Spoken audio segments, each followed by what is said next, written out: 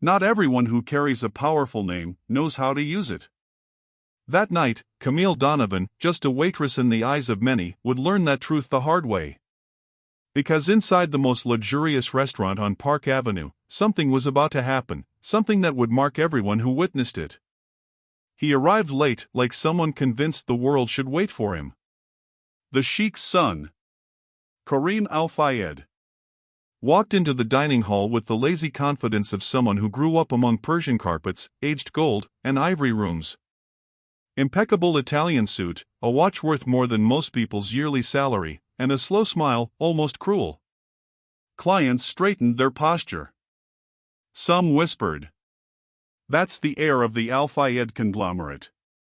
They say he's worse than his father." And maybe he was. Meanwhile, the waitress, tired, almost invisible inside her black and white uniform, simply did what she always did best: move between the tables like a polite shadow. But invisibility has limits. And that night, hers would be shattered. The first provocation came when she approached to refill the water at his table. The Sheikh's arrogant son didn't even look at her.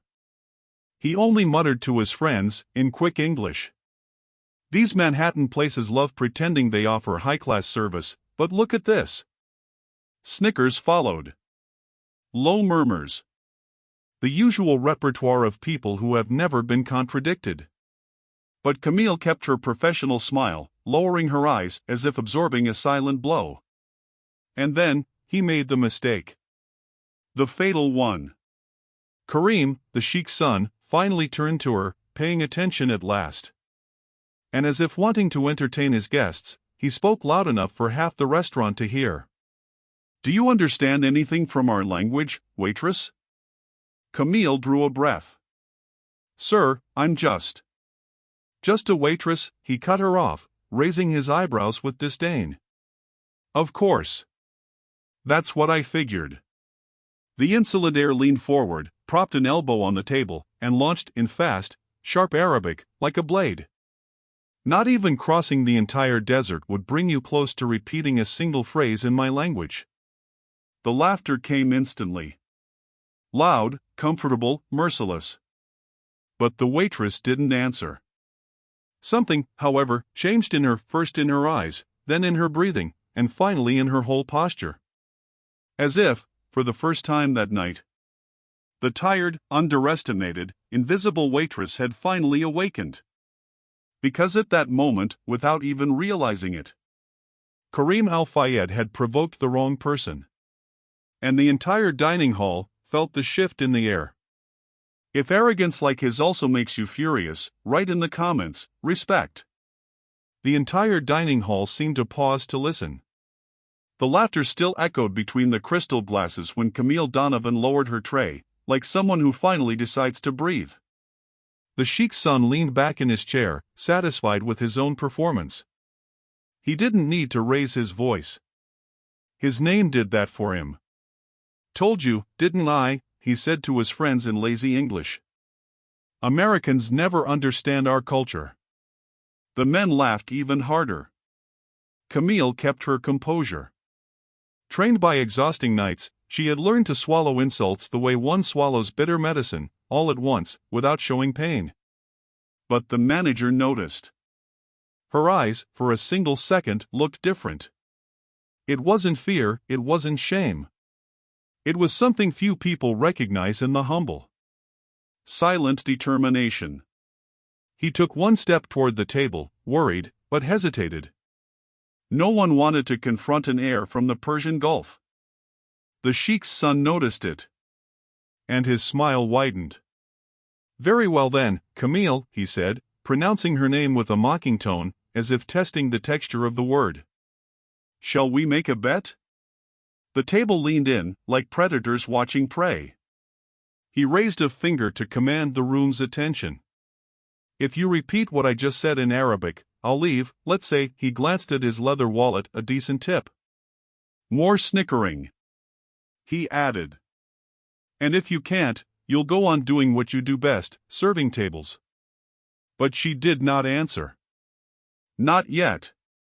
"Come on," Karim provoked in Arabic, repeating the phrase more slowly, as if teaching a child.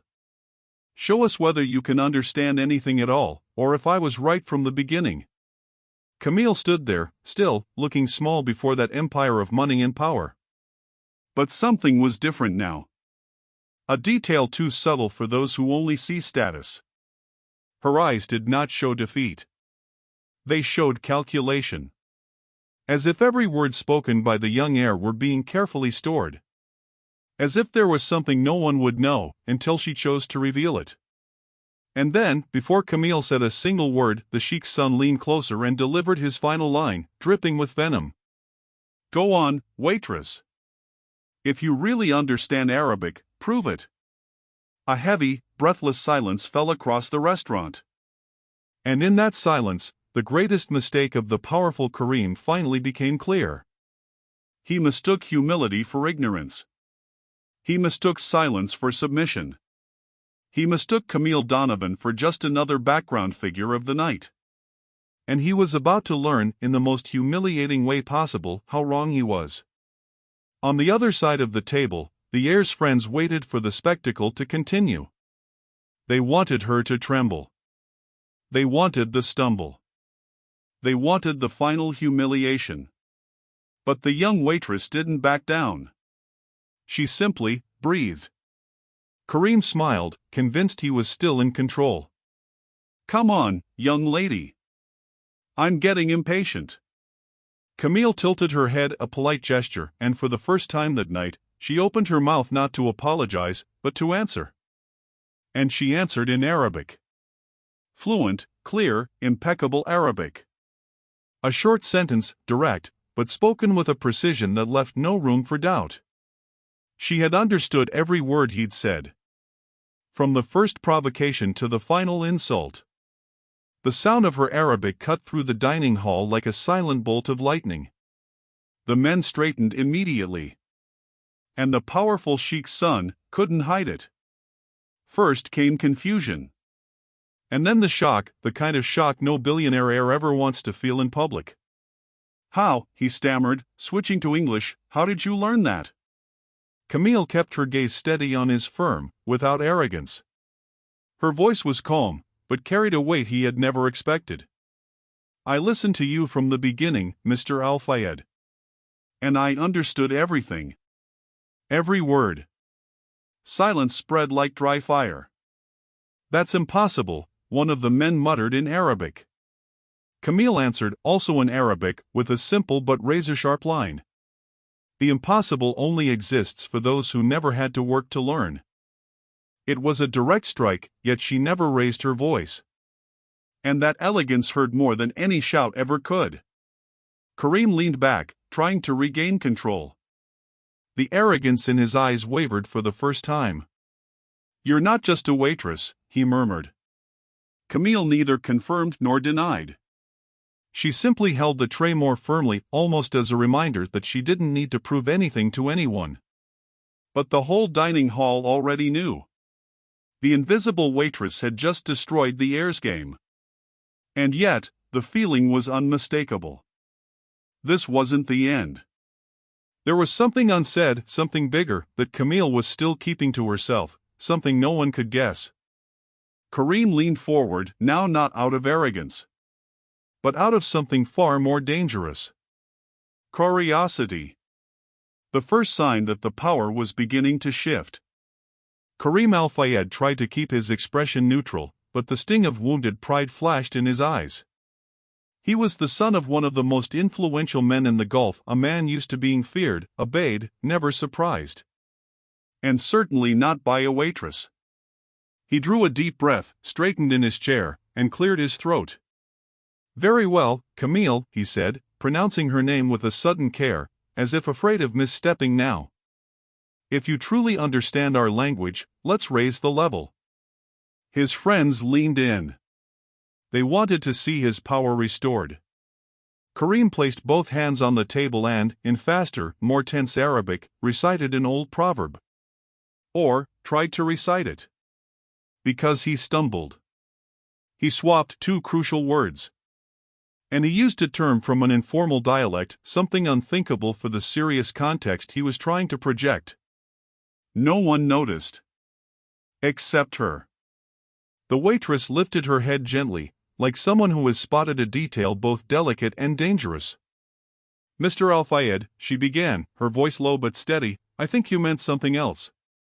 The proverb was familiar among older tribal men, not among young, cosmopolitan heirs. Karim tried to hold his posture. I said exactly what I intended. Camille gave a small smile. The kind of smile that disarms. And then she answered in Arabic, not just correcting the proverb, but reciting it perfectly, rhythmically, in classical form, with the intonation only someone who truly studied Arab culture could reproduce. It was as if the entire dining hall had stopped breathing. Even Karim's advisors exchanged glances. They all knew what that meant. For a moment, Karim looked like someone else, more human and less prince, less heir. Someone who had just realized he was playing a game, against someone far more prepared than he ever imagined. Where, he began, but his voice cracked, where did you learn that? Camille held his gaze, steady. Working.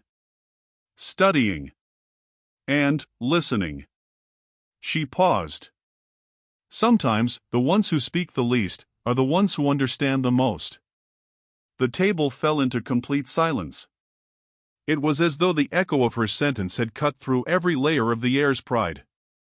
His mask of arrogance faltered. For a second, he looked like he wanted to respond or defend himself. But he couldn't. Because right there, in front of his guests, his advisors, and an entire restaurant now watching, one thing had become painfully clear.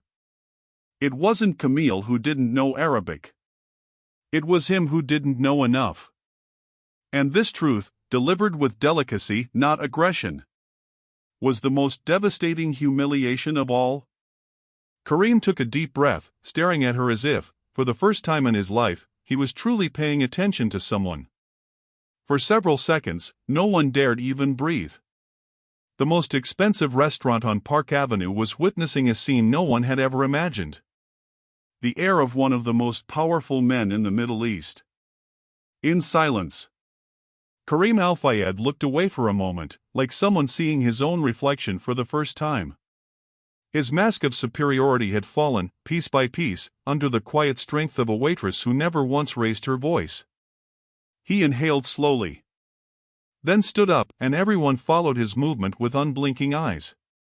What he did next surprised even his closest friends. He took a high-value bill from his wallet, not as a way to buy respect, but as a silent apology, and placed it gently on Camille's tray. You deserve this, he said in low, almost hoarse English. She didn't respond. She simply remained firm, the tray steady in her hands, her gaze unshaken. But the Sheikh's son wasn't finished. He reached into the inner pocket of his suit and pulled out a metallic card golden, embossed with the subtle symbol of the Al-Fayed family. His advisors widened their eyes. That card was not ordinary. It was reserved only for people of extreme trust or significance to the family. And he handed it to her, right there, in front of everyone, without pride. If you ever want to leave this place, he said, with a respect he had never shown before, call me. People like you don't go unnoticed in life. He paused, sincerely. And I need to learn from that. Camille did not show surprise. Nor false humility. She simply held the card between her fingers like someone holding a simple truth. Respect is not begged for, it is earned. She bowed her head gracefully. Thank you, Mr. Al-Fayed. And then, with a composure that silenced every whisper in the hall, she added, It will be a pleasure to serve you again. When you're ready to listen. Even Karim's friends hid nervous smiles. But the heir smiled and gave her a slight nod of respect, something rare for someone of his power, before leaving the restaurant with his advisors. Camille inhaled deeply, feeling the weight of the night finally lifting from her shoulders. She had won with what no one expected from an invisible waitress. Wisdom, calm, and sharp intelligence. As she returned to work, the manager approached, visibly moved. Camille, what you just did, he swallowed hard, I've never seen anything like it. Thank you for keeping your composure. Even when you shouldn't have had to. She smiled a simple smile, but full of pride. Because at the end of that night, it wasn't the powerful last name that prevailed. It was her. The value no one saw. The strength born from silence. And for many there, that night delivered a lesson hard to forget. True power is never in the title someone carries, but in the character they reveal when they are tested. If you enjoyed the story, subscribe to the channel.